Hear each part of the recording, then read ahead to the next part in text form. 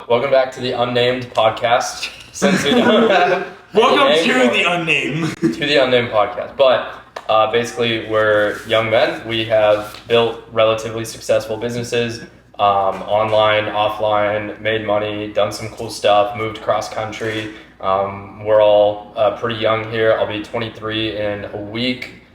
Trevor is 23, Alex is 25, and Garrett is 27, Mr. Unk over there. But but the whole point of everything that we're going to be doing here is just connecting, bringing other like-minded people on the podcast as well. Sometimes it might be all four of us, sometimes it might be less, but we're just here to share our knowledge, share our expertise, talk about things that we are interested in and things that we've had success in, and hope that everybody can learn and grow from it. So anybody want to start us off with any thoughts or a little bit about background? We can kind of go through that. Yeah, so I'm a Tampa native. I'm the only one out of the group. Garrett? Garrett, yeah, my name is Garrett. I was born in Atlanta, but like 2 months later, my family moved down here. I'm an investigator, private investigator for like capital murder and like high drug charges in Tampa, Florida. But I also have a startup brand called Palmetto Golf, where I created a golf club, specifically a golf wedge.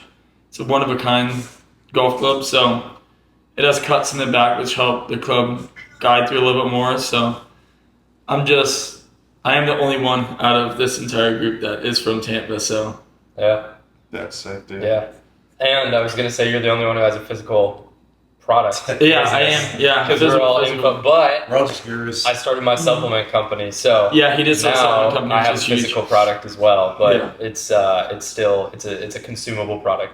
It's a grind though. It's like having a physical product is Oh yeah. almost a lot harder than having an online, because It's definitely hard. now you have to film like with this product and get people to use it. Whereas if like for the coaching businesses, it's you just talking, it's your word. This is like Yeah. you have to prove it, so it's Yeah. very difficult. You also have stock. Like Yeah. your garage is full of golf clubs. Hey, yeah, You have to carry I stock. You have have to manufacture. 280 golf clubs in my garage right now. Yeah. Yeah. So- Takes up some room. That's cool. Mr. Alex. Yeah, quick synopsis. Been in online business for the last 5 years, primarily specializing in content and info. Recently pivoted over to the e-com space, having a lot of fun with that. And it just kind of looks like, content creation for brand owners and creating a marketing opportunity for their brands to either launch from the start to grow, or helping existing brands do really well. The goal is to eventually use the experience and knowledge I have to launch my own brand, because that's the end play, and also help other people learn how they can get started in a variety of different ways in the landscape of online business. Because what you do is great and all, but being able to just work from wherever and whenever is still the life, dude, which you're working towards, which is awesome. Yeah. So that's it. All you need is a golf club, and you can go wherever, make content Literally, with it, yeah. share the product off at places. You do have around. something you have that we don't necessarily have in the info space is the ability to eventually have a sellout play. 100%. Have a 100%. music sellout play. You can sell out of info. It's just hard.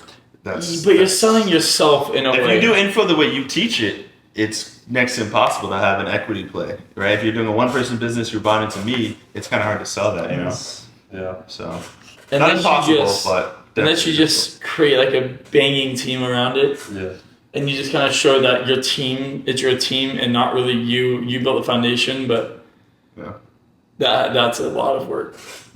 So Trevor and I'll let Trevor go in a moment here, but Trevor and I, we actually worked with a real estate investing guy who did that. He actually sold his business. It was called, it was like real estate coaching something, and then he sold that to somebody else. But those real estate guys, they do a lot of referrals, a lot of in-person. Talking about the Tom guy? Yeah. He had basically helped the real estate investors get more business, and then he sold that business to another person.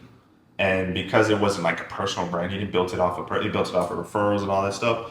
He was able to sell that and get a good play off of that. So not impossible, but definitely challenging. Yeah. Nice. Mr. Trevor.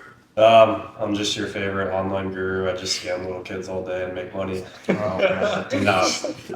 all seriousness, I got into make money online when COVID hit, because I was sitting in my college dorm with nothing else to do.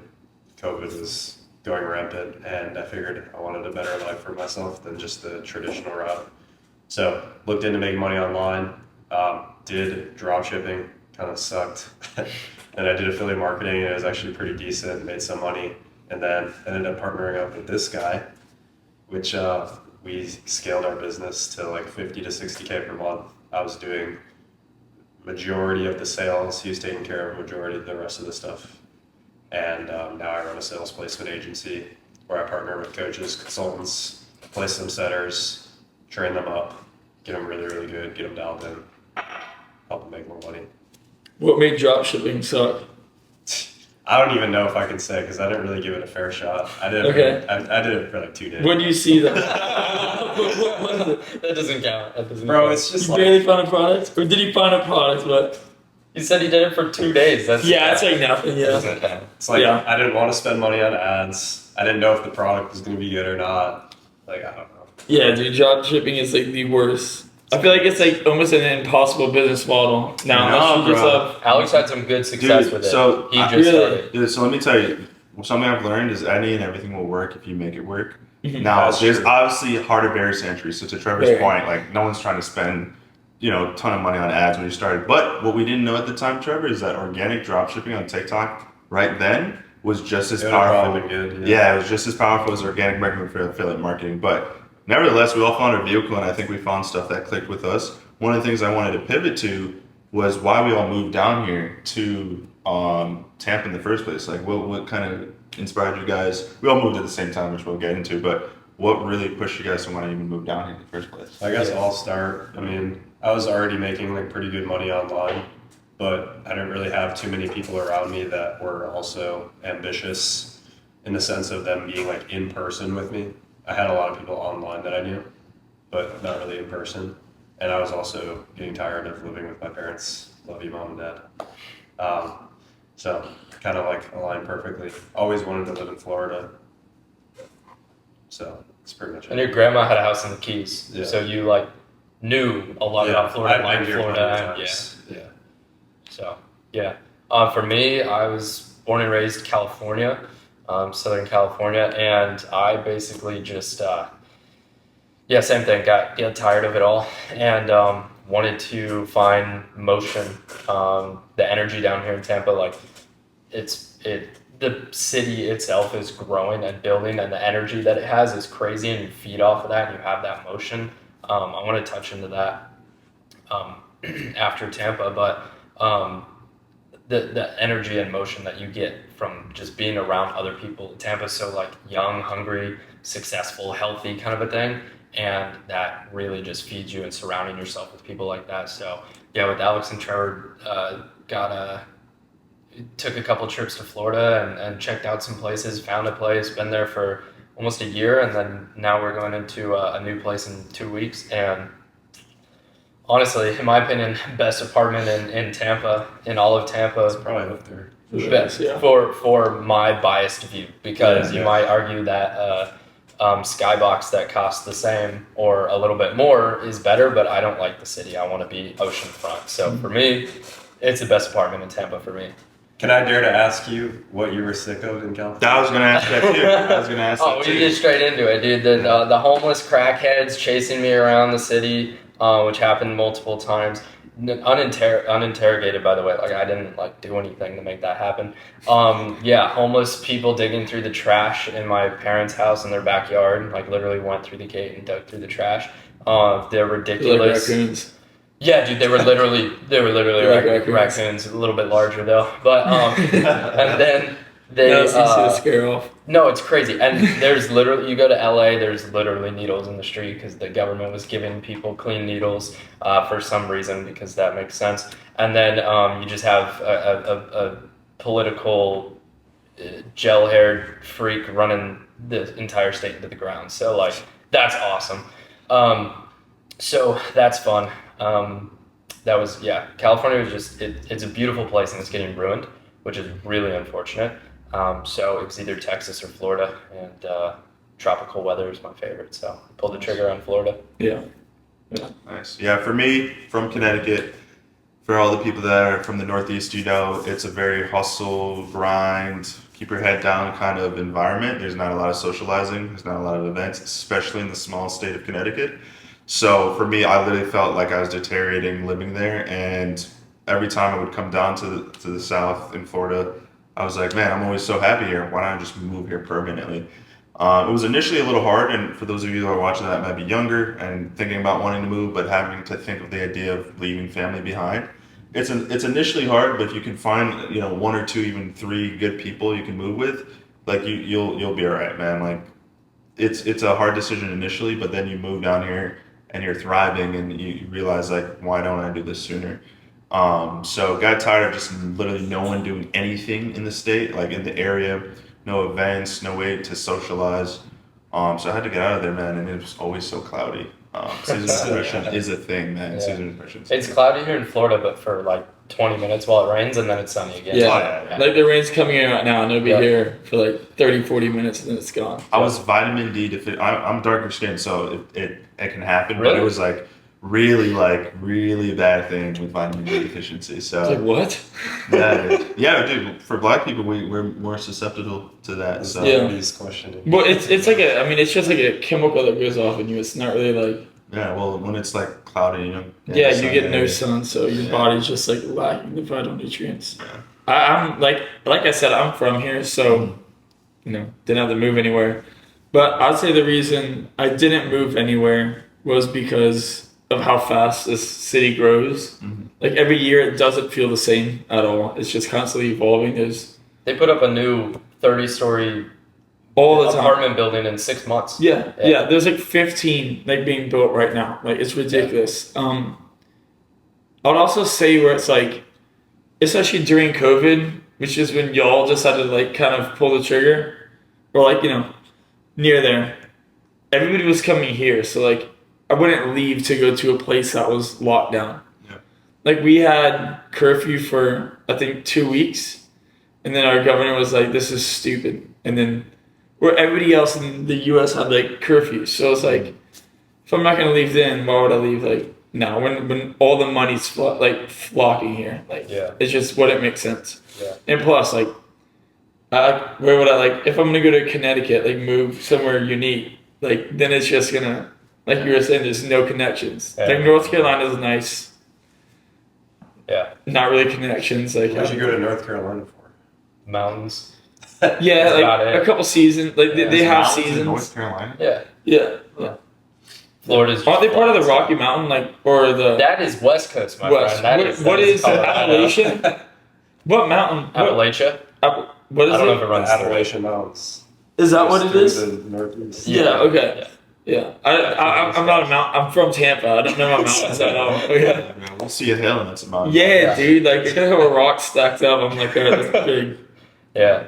Okay, so let's talk about motion.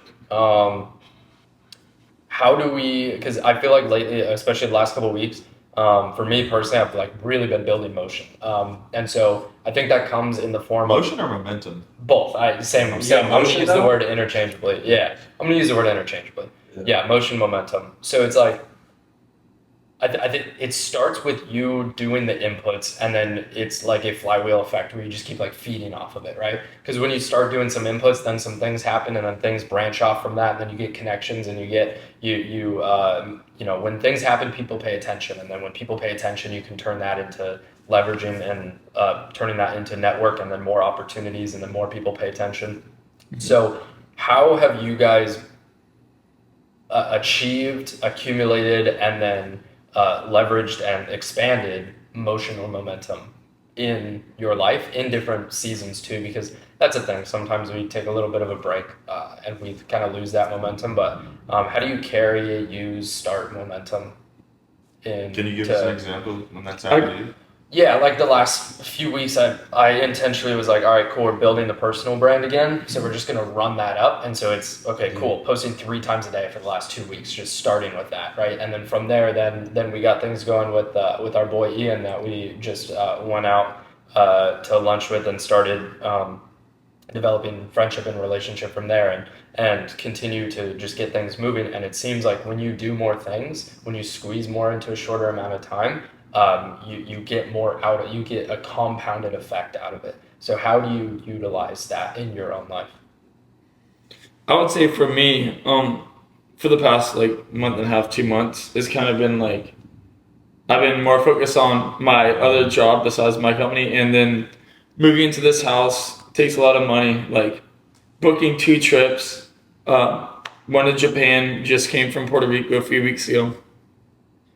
I would say I had a season where I wasn't pushing as much on my startup company, but now I'm, like you said, starting to post more and kind of build your personal brand, because for at least for golf, it's a very unique like industry to be in. It's very old. It's you have to trust the brand. Like people don't really come in and buy like a random like club. Right. But being able to build like my personal like brand behind it, especially using the TikTok, like and having it on that sort. If I can start pushing on that, like that's my main focus is building that brand and then having myself associated with it, so people start to trust me in this way, and then they're like, all right, well, I see this guy's stuff, and it kind of bounces like that. But it's been a slow couple months for Palmetto, but it's kicking back up. Like I'm starting to book a couple shoots and have people golf now, and film content and everything. So I think seasons of like, I don't think pausing in business necessarily. If you pause and don't do anything with your life, that's bad. But if you need to take a step back and reevaluate your plan and do stuff that needs to come before it, then I think that's good. Especially because my main job pays me, not this job. Right. What do you think is like the main lever that you're working on to grow the golf company? Is it just literally just building the brand?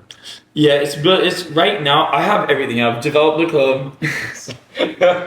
He's just rolling on the ground back there, trying not to get in the shot. You're good. Keep going. Keep going. Where are you going, Brock? Where are you going? You leaving? I gotta go make a reservation. For what? Probably shouldn't say on camera. Are you going out with Ashley? Huh? No. What? For what? It's just a joke. It wasn't that deep. Oh. Can't leave without Yeah. being interrogated. Wait, are you 10 times. leaving? I'm stepping outside to make a call. Oh, okay. All right. So what was your question again? What's like the biggest thing you're focusing on to build momentum with the golf company? I'd say the biggest thing right now is because I've developed the product, I've got it all manufactured, I got it all over here. That's really where most people like struggle, especially building a product. It's extremely hard when it's fully custom. Like this thing is, I hired engineers to build it out. I had like 20, 30 like revisions of this like 3D like CAD software like design. Had 15 different clubs coming back and forth from China. It was like a 2.5-year process to get this thing done. It's so much work to get a fully custom product that works, is good, and everything. So that part is over. That's the hardest part. Now I'm at the most expensive part, I want to say, or the most time consuming, because it's now you have to book these shoots. You have to find people that want to use the club, that are willing to use the club, and start marketing. And marketing is like, as you all know, it's like, especially when you're marketing a product, it's so expensive. Like there's golf brands that I've talked to, like the owners, and they spend $120,000 a day pushing like pins and aces. Like I was talking to a guy at the PGA show, $120,000 a day they spend on marketing a day, which is wild. ridiculous. But they're turning so much money, and it's just like so that's the point I'm at. I'm just at the point Roughly where 3.6 million a month. yeah, it's ridiculous. Dude. They make so much money though. It's the biggest like golf apparel brand, or one of them. Okay.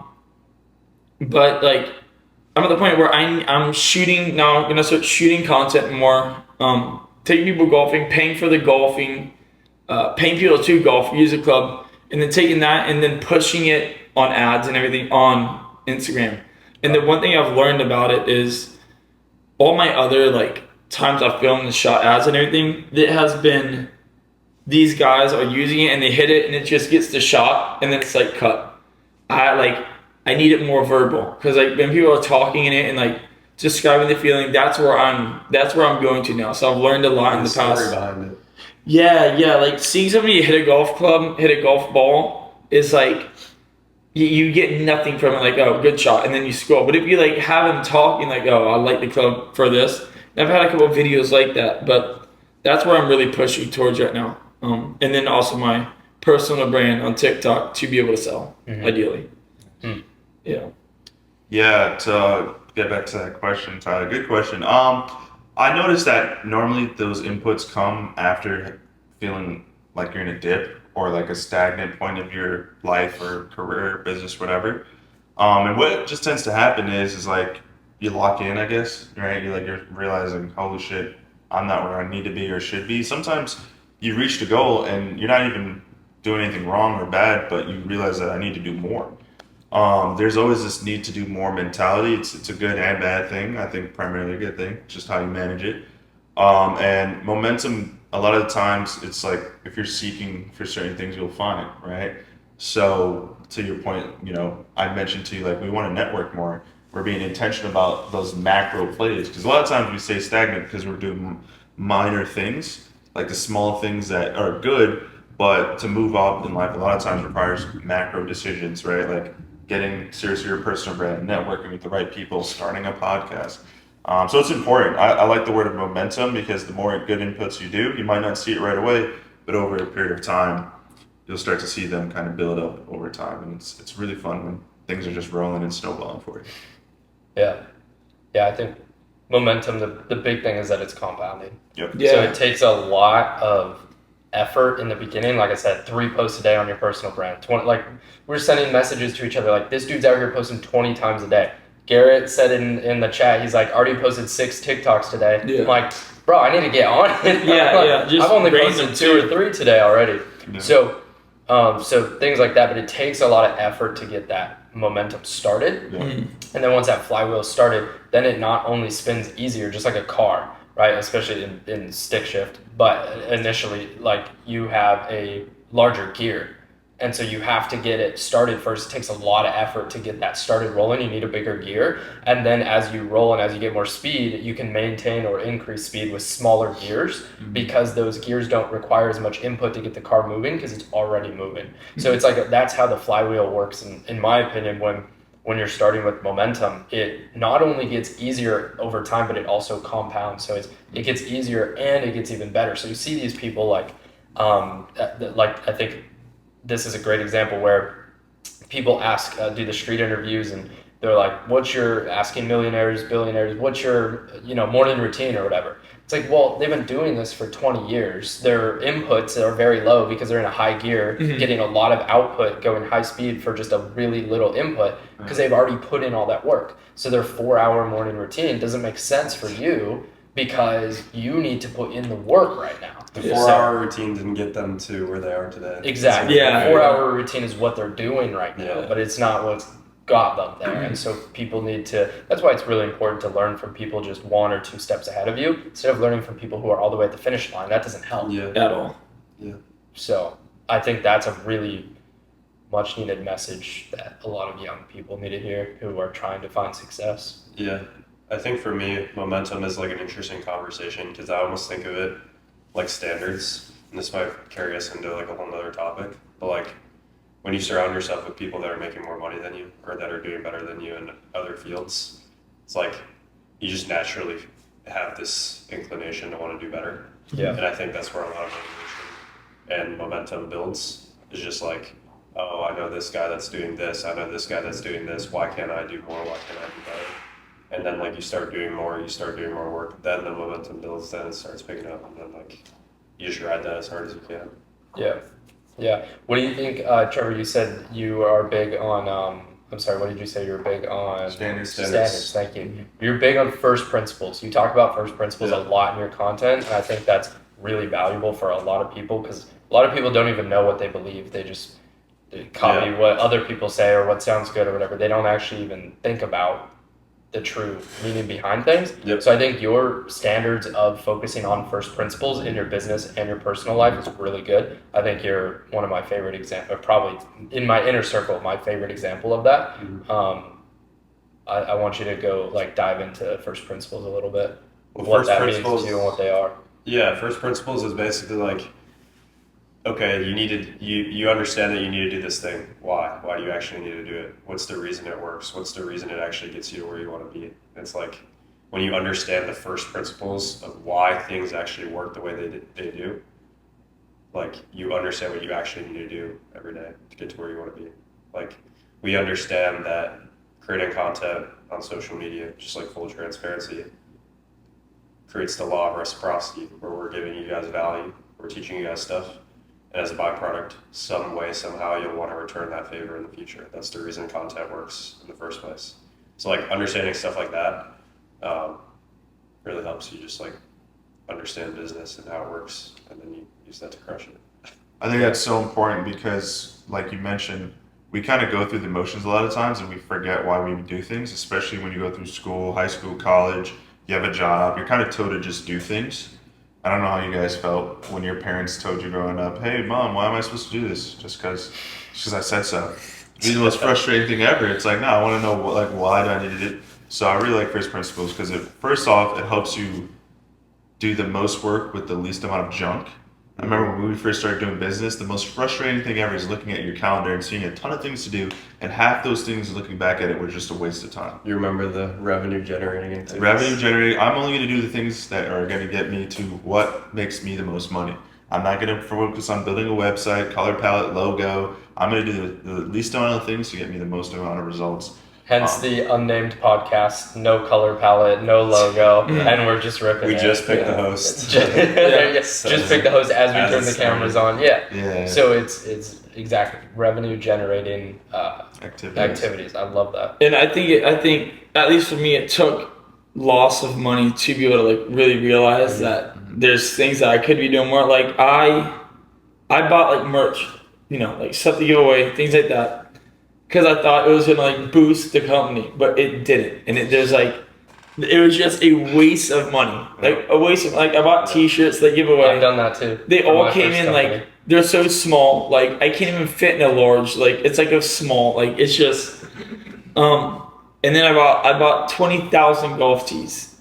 20,000 golf tees. You know how many golf tees that is? 20,000. It's a lot of golf, dude. It's a lot of golf It's a tees. lot, bro. Yeah. It's like 4 boxes. Yeah, I think I had maybe 100 shirts when I got 100 had shirts, some yeah. merch of that, so I can 100 only shirts. imagine. Yeah. They don't know about print on Right? demand, dude. Print on Yeah, demand. it costs Yeah. it costs like 1,200. That's Yeah, my- I think it was about $9-10 a shirt. When I was running Yeah, my yeah. first Should have done print on demand. first dude. thing. Yeah, but dude, See I what got you it do for about like those marketing. I was giving it to local people. Yeah, me trying to too. get- yeah. Okay. That was my whole goal. Gotcha. But then like We learned. yeah, Yeah. and it costs money. You have to lose money to make money. Like you have to lose money to understand what not to do. Like because if I had more money, I would have bought more shirts. Like and then I would have really been screwed. Same with like when I first started running Instagram ads. I ran the dumbest, just like stupid ads For your club or for the for the shirts club. of it? For the Okay. club.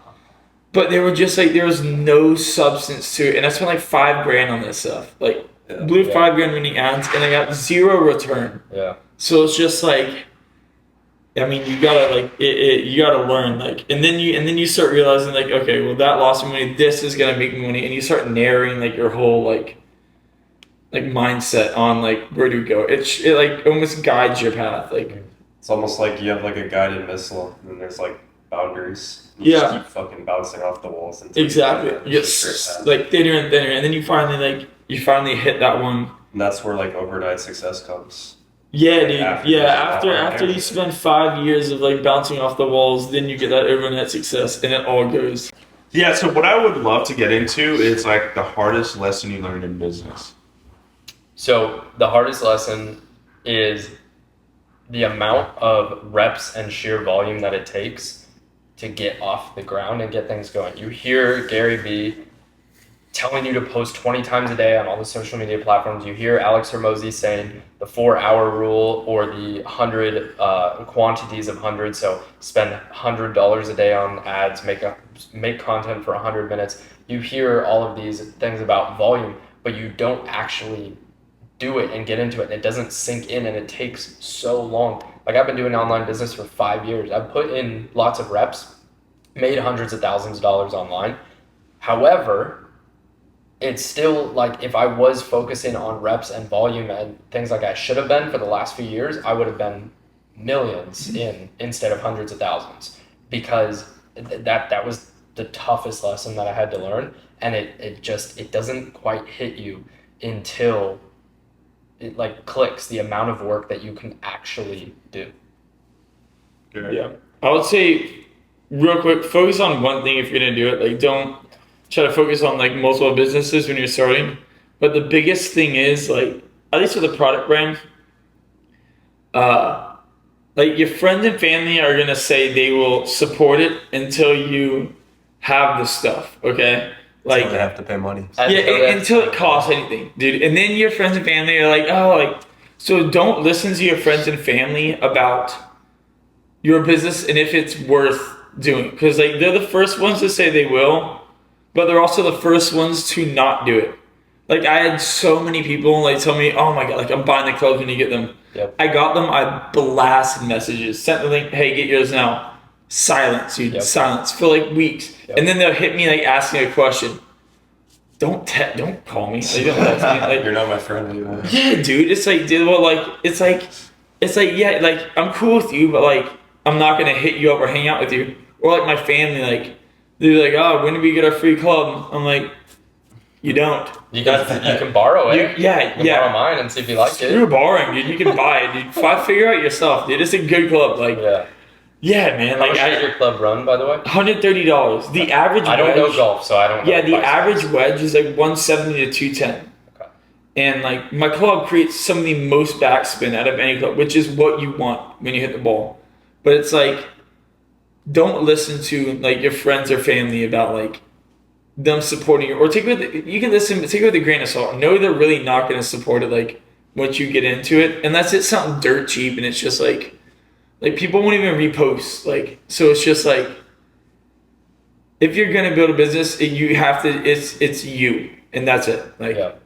it's your determination, and if you have somebody that's on board with you and wanting to build a business soon, take it. But like, My favorite thing I heard someone say, to build off of what you said, was when you launch the business and then people say, yo, hook me up, give me the friend or family discount. It's like, if you really wanted to support me, you would pay full price. Dude, Like, right? I heard someone say that once. I was like, yeah, that's true.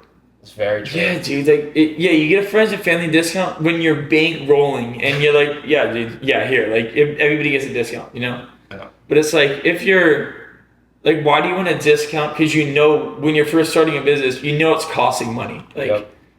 like, I've put maybe 25,000 into this business, and it's still, dude, like, it still takes its time. Like, 25,000 is nothing in business. For a It's physical just- product. Yeah, dude, it's just one of those things where it's like, I don't know. Yeah. Hard lesson. Hard It's a lesson. super hard lesson, but dude, the quicker you know it, like, the quicker you'll push past it. Yeah. Because at first I got my feelings hurt, and then like, I just realized that it's just how people are, dude. It's just part of life. It's part of business, not even life. Yep. Not everyone's gonna experience it, but Trev, what's your hardest lesson? It all just comes down to your expectations. Like, if you think that business is going to be fucking hard and impossible and like the hardest thing ever to do on the planet, and then you do it, then that's true. It's Mm. like, you're kind of just like used to it. It's not even that hard. But like, if you think it's going to be like, you're going to get to 6 figures a year, like really, really easily, it's going to be super, super easy. You're not going to have any problems at all.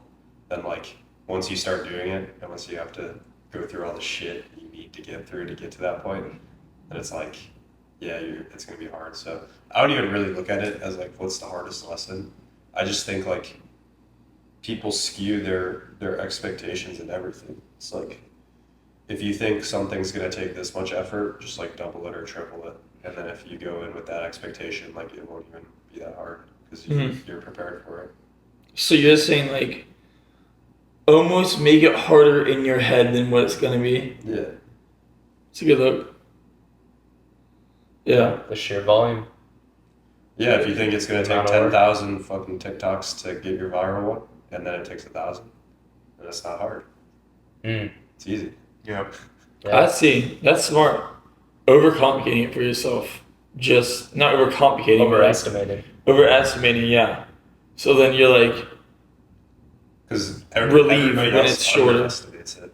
I was gonna say, do you Yes. think why people think they can get to 6K a month so quickly is because of people selling how easy it is Oh, yeah. online? That's I all think, it is. I think that's a big problem. That's my hardest lesson. The hardest lesson I learned for me in business was realizing, well, two things. That, like everything's marketing. Literally, any and everything is marketing. everything. If you're seeing someone on your For You page over and over again, they're good at marketing. But another really hard lesson for me is to understand how important it is to share your personal life on the internet. Like people need to and value that. For me, social media is not my first. Like I grew up outside. I didn't have an Instagram until I was like a senior in high school. I don't have a Twitter. I do have a Twitter, but I don't use it at all. Like I hate social media. I just think it's a waste of time. But it's so funny because I use it for business. So in 2020, when I first started social media, it was TikTok to do business. So for me, my goal and the way I've always ran business is just like share value. That's what's important, right? My personal life, especially living in Connecticut, not doing shit. I'm not doing anything cool for people to even care. But over the years, Except for walking around in the woods and with the for bears. exactly. So That's a big reason why Alex moved down here was because it's woods, bears, and restaurants. and That's restaurants, in there's nothing Connecticut. else to do. So sharing the personal life, man, like that's over the last year I've really come to realize how important it is. Partially why I moved down here so I can have a more enjoyable life to share and have still be true to me. Because there's one thing to share a life that's not really yours. You're renting that life. So like it's so important. People connect with people. People buy from people. They don't give a crap about like the technique and the strategy. Like they'll learn about that later if they need to, but they want to be bought into you. So that's the hardest lesson, man, because it's for me the most uncomfortable. I don't really like sharing a personal life because it's personal, but that's how people connect, So Have fun being broke if you don't want to do that. yeah. Yeah, dude. At this point, you just have to. Yeah. Like, That or do That's- drop shipping. You don't need personal drop shipping. Yeah. That's what I told all of the students when we were working with fitness and health coaches for a year and a half when we were doing that. I always told them, I had a couple different sayings, but that was one of my number ones, was people work with people, not businesses. 100%. That's it. If you're trying to get clients for your health or fitness coaching, they have to want to work with you. That's the whole point. Yeah. So people work with people, not businesses. I completely agree. I think people People buy golf clubs from people. yeah not yeah from yeah Meadow yeah. Golf. Cause dude, I like buy stuff from people if I like have relate to them or support to them. Like if I like enjoy watching someone's stuff, like, and they have something unique, I'll buy it. Like you know what I mean? Like Weren't we literally just talking about this earlier? Like the way that the funnel works. And I've been doing so much research on this, so it's funny we're talking about this. It's like if you can get somebody bought into you without even talking about the thing that you do. It's like you get them bought into you, then Yeah. they start thinking, what do you do? Yeah. Then they start looking for it themselves. There's no like pushy sales tactics Right, or because anything like they're that. the one putting in the work. They're pulling towards you instead of, And they're it's pushing unique. towards you instead of you pulling them. Mhm. Yeah. Yeah, dragging them. Yeah, it also seems like it also feels like if you make it more personal, it's also like you're not trying to sell them something the entire time. right. It's like, hey, like this is me, this is what I'm doing. Like I have this too. If you want to like buy into it, go ahead. But like I'm still gonna, and at least I enjoy that when I see someone who's not like very like that's why you see so many like YouTube creators like kind of uncomfortable doing like ads, like almost, Yeah.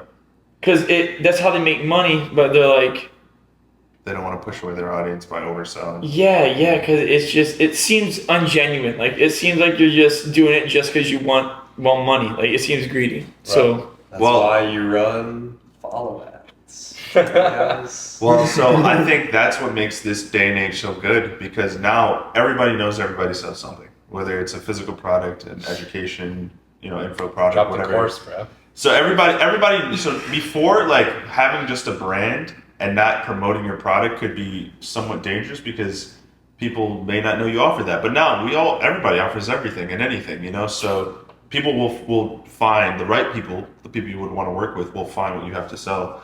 And they'll make sure they find it and work with you. I was doing some drop shipping videos, just documenting my journey earlier this year. No prior experience, no successful prior experience, and literally just And you documenting. weren't selling anything. In the I beginning. didn't have anything to sell. I was learning as I was going, so I can't teach you as I'm learning.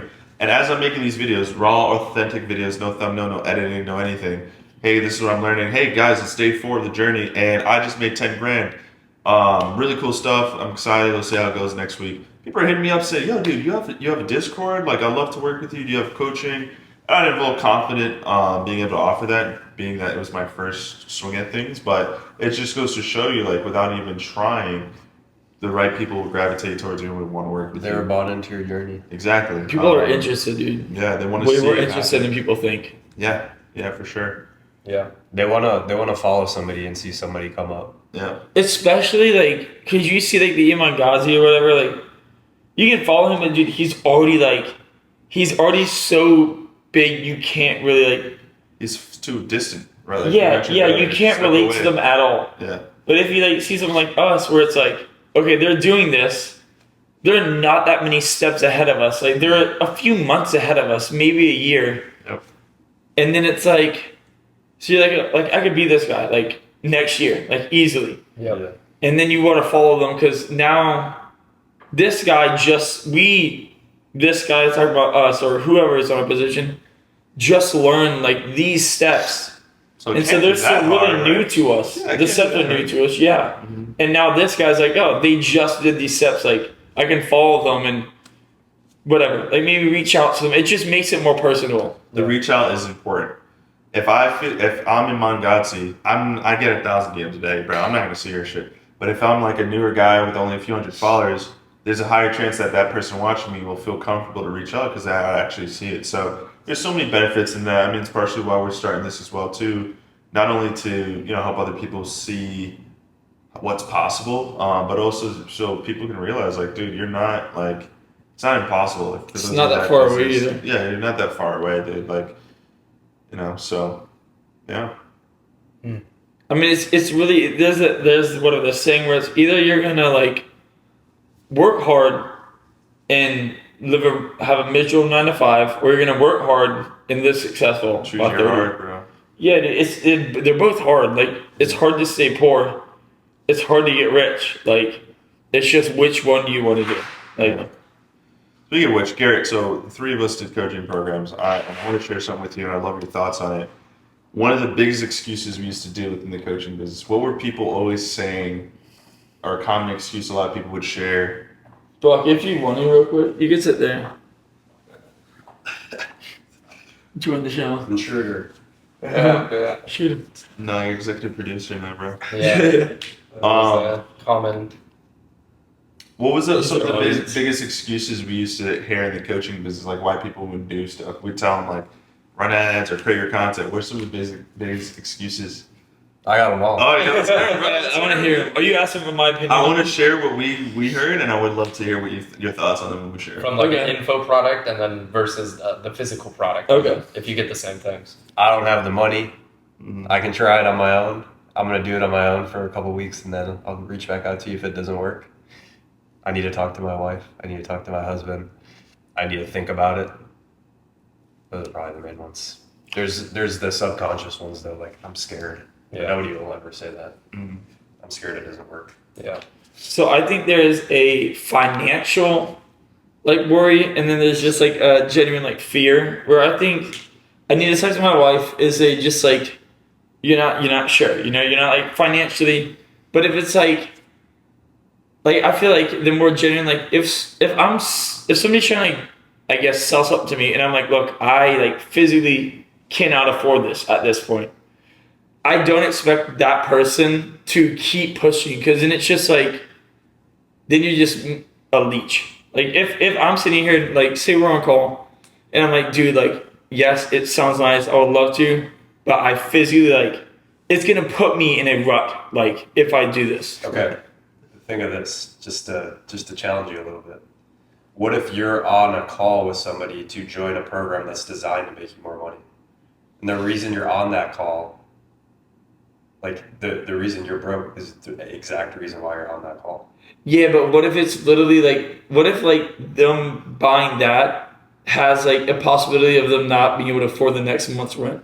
You know what I mean? Yeah. Because like we're lucky enough to make a good amount of money. Your program needs a quick turnaround time. Yeah. So it's like we're lucky enough to make a good amount of money. Like, so like your course, like somebody may not be able to afford it, but like other people can. So it's like if somebody's like, I literally cannot, like this girl's trying to sell me this ridiculous thing, and I'm like, dude, I cannot afford it. Like I told him, I was like, this was months ago. He also tried to scam me for like 20, 25,000. Sorry, more than that. It was like 32. But whatever. Douchebag. Hate you. But so, and it's just like he was trying to sell me this massive thing. To get Palmetto off the ground or something? Yeah, but he was trying to buy inventory, have me sell it, have me do basically like he was trying to drop shit from my website. Huh. If that makes any sense. Scamming. But he was only gonna give me like barely enough money to like rebuy what I had.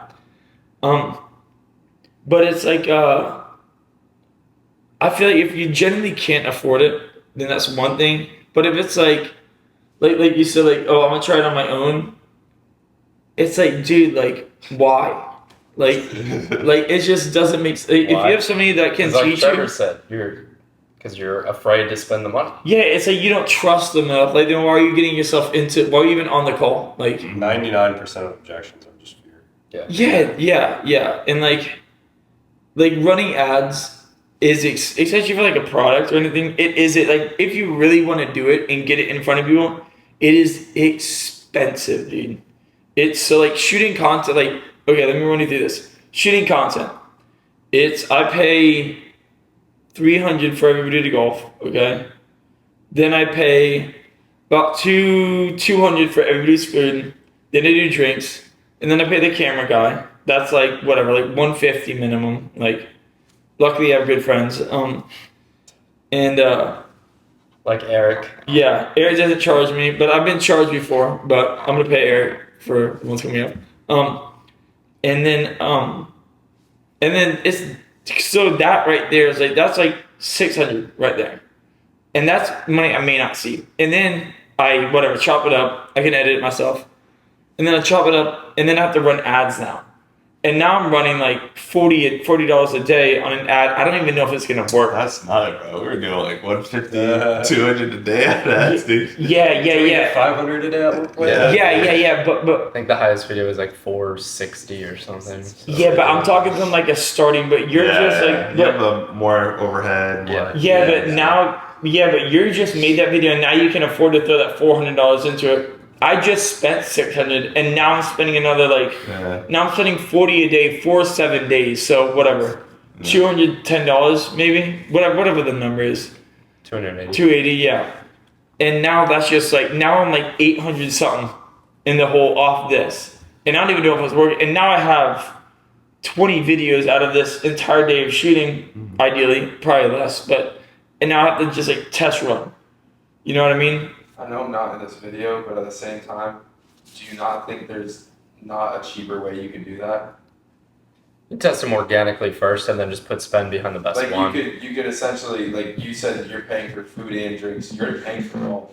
Yeah. Like, so why, like, someone's already getting a free round of golf. Why would you then go and pay for food and drinks? Well, yeah. I mean, I'm just like I'm just kind of talking like just in like I don't pay for food and drinks every round. Like Also, why are you paying people to golf? Like, it's an ad, right? So it's short, right? So why are you like a fake? Because what I'm doing is I'm taking people out golfing with the camera guy and having them every time they get into a situation where they could use the club, they use the club, and it's like they're actually like filming these like tough shots they're hitting in there. And it's like, and then you take them out golfing. It's 18 holes that takes 4 or 5 hours, and now you're just like nonstop like grabbing these like clips. Instead of like if I wanted to set it up, I could set up a few shots. I'm still gonna have to be on the golf course and going with the pace of play because I can't rent out the golf course. And so either way, it's like yeah, I may set up, I may fake some shots. I'll be throw a ball in the bunker. I'm like, can you hit one out of here? And they hit it out and we clip it. But you know what I mean? Either way, I'm going to have to play 18 holes. So might as well. Unless it gets to the driving range, but people want to see it like really on the course. Gotcha. Yeah.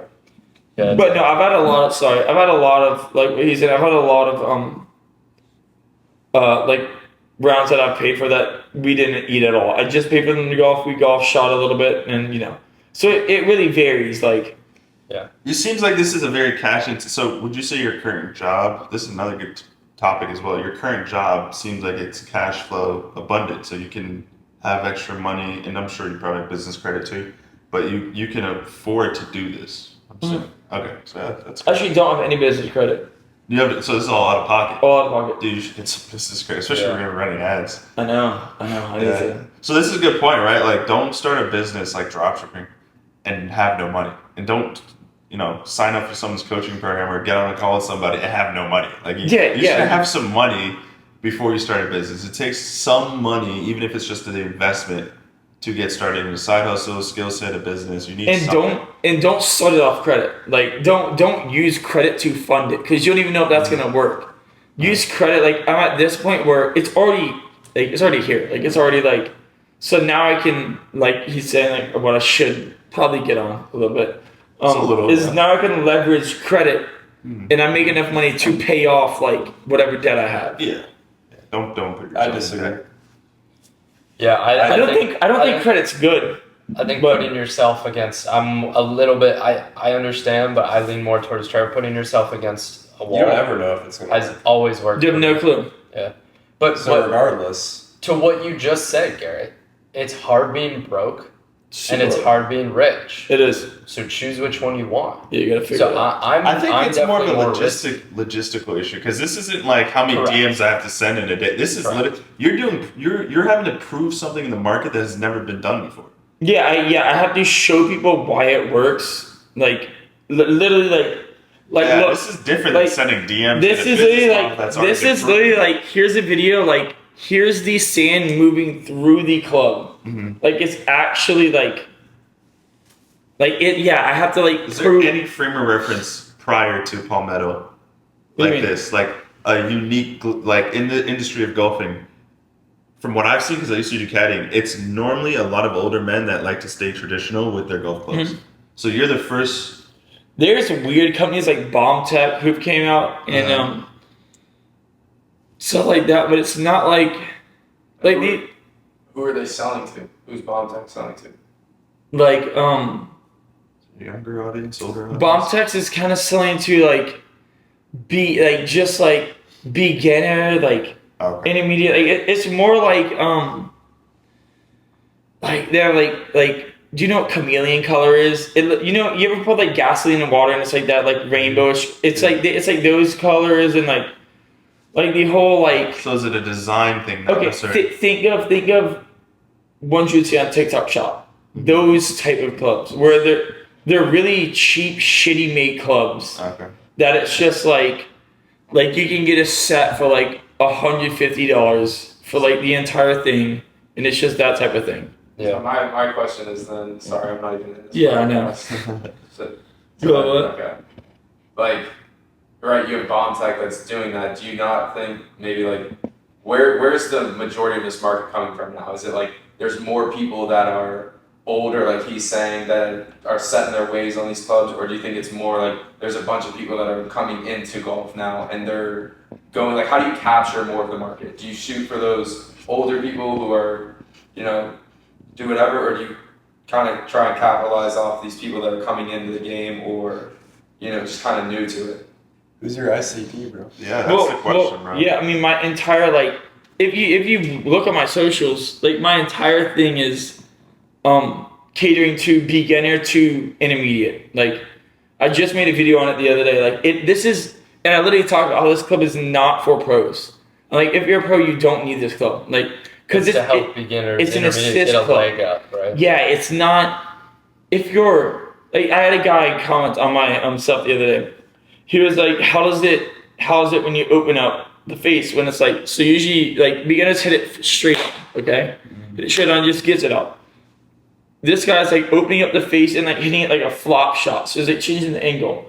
And I was like, so when you open it up, it kind of drives the club into the ball a little bit more, which is good because it creates pressure. So you're not like shanking out. But I told him, I was like, at the same time, I was like, this club's not made for. I was like, if you're opening the face up and you're that good and you're hitting all these like wild, like, almost not say trick shots, but fancier shots, then you probably like, you're not struggling getting out of the bunker. So it's not necessarily for you. It's for the guys where they just got into golf, like to hang with their buddies and they're in the bunker and it takes them 3 shots and then they piss off and they're like, whatever, I'll just drop. Like, it's for those people who just aren't very like, which I mean, if I were to market it as a pro club, it would fail. Like, it took me a while because I wanted it to be this like high performance club, and then I kind of got realistic with myself. Because I mean, you always want your club to be like the best and like high price, or you want your product to be like you think it's the best and like the best people should buy this. Like, and it's just like you got to get realistic at a certain point. Yeah. But it's a very expensive, like, yeah, because like my overhead is creating the product. Where it's like with coaching, it's like you get some nice camera equipment, you whatever, like Your overhead You is don't even time. need that. yeah, your overhead is time. You don't need nice cameras. Yeah, you say that, but I think a nice camera helps. It helps, yeah, but like if you're really trying to get scrappy in the beginning. No, you don't. I mean, there's like iPhone. 4K. Yeah, your iPhone is perfectly fine, and there's like 4K like what the webcams you can clip on your computer for like $30 on Amazon. Like if Yeah. you want, like. I still use a webcam for my YouTube videos. I got a webcam. I've never turned it You know on. the DJI, dude, it works as a webcam if you use OBS. How do you set it up? You just plug it in and then you create a new source and then you set the DJI. I will be talking to you tomorrow. Easy for it. It's dope, dude. Nice. Cool. Well, let's wrap it up, boys, for the first podcast of the unnamed podcast, which we will need to figure out What a if we name name for. it the unnamed I podcast? had a small thought and then I quickly bashed that thought down back into my head because that's a Yeah. terrible Leave a idea. comment. Let us What know do you what think you of think. Yeah. I got nothing. Bukaki. I'm kidding. On the spot. Wonderful. Well- So Yeah. that's what It was we a got. good little podcast. We got we'll get some people on that are interested in doing Yeah. things. I got a lot of good connections throughout Tampa. Hopefully we can get some people on once we start getting a couple podcasts and videos under our belt. Yep. We'll pull people on pretty easy. Yep. I think so. Get some fitness guys to come on and they could cook their favorite. I don't know. Everybody, let's Yeah. leave with a quote. Favorite quote. Don't overthink it. Just say Quote from me or just from in someone general else? a quote that you like. Whether you created it or you just want someone you know. My favorite quote, while he thinks, you don't have to be great to start, but you have to start to be great. There's Get one where out it there, says. boys. Get started. There's one where it says, if you're too small to think you make a difference, try sleeping in the room with a mosquito. Nice. Yeah, Trevor loves that. Yeah, I hate Mosquitoes are mosquitoes. Trevor's arch Trevor? nemesis. Yeah, Well- you have a couple of pets, You right? know what mosquitoes remind me of? What? No seams. Hey, you know what? Okay, Trevor, what? Trevor, what is your? Stop being stupid. That's good. All right. That's clever. Mine is from Mitch's dad. Mitch said it the other day. Said his dad said it, and I wrote it down. Your actions speak so loud, I can't hear your words. That was good. So I remember good. that. Yeah. So, you have to speak so yeah. loud, I can't even hear your words. Yeah. So you just need to stop talking and start doing. Yeah. So. All Till right. next that's it. time. Till next time. Ciao.